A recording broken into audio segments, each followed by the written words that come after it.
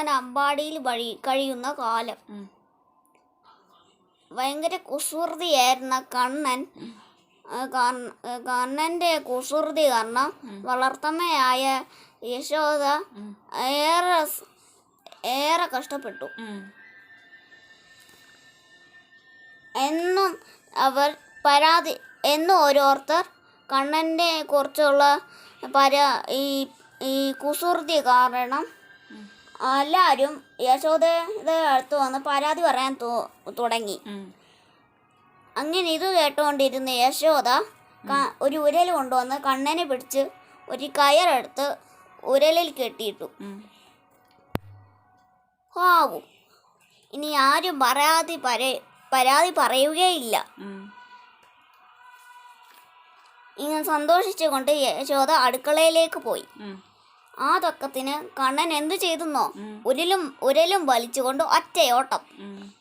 കണ്ണൻ ഓടുമ്പോൾ അതിൻ്റെ പുറകെ ഉരലും ഉരുണ്ടു വന്നു.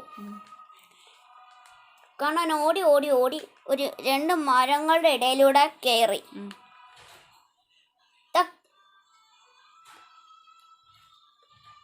മുന്നോട്ട് പോകാൻ പറ്റാതെ ഉരൽ ഉടക്കി നിന്നു.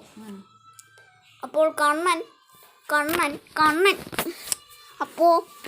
കണ്ണൻ എന്തു ചെയ്തെന്നോ, ആ ഉരൽ ശക്തിയായി വലിച്ചു. പെട്ടെന്ന് 2 മരങ്ങളും ഇരുവശങ്ങളിലേക്കും വീണു. ആ നിമിഷം തന്നെ ആ 2 മരങ്ങളും 2 ദേവന്മാരായി മാറി.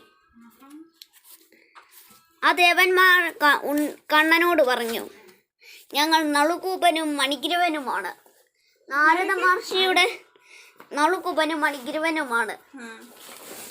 മഹർഷിയുടെ ശാപം കൊണ്ടാണ് മരങ്ങളായി തീർന്നത്. ഉണ്ണിക്കണ്ണൻ തൊടുമ്പോൾ ശാപമോക്ഷം കിട്ടുമെന്നും പറഞ്ഞിരുന്നു. അവർ ഉണ്ണിക്കണ്ണനെ വണങ്ങി. കണ്ണൻ അവരെ അനുഗ്രഹിച്ച് യാത്രയാക്കി. Thank you.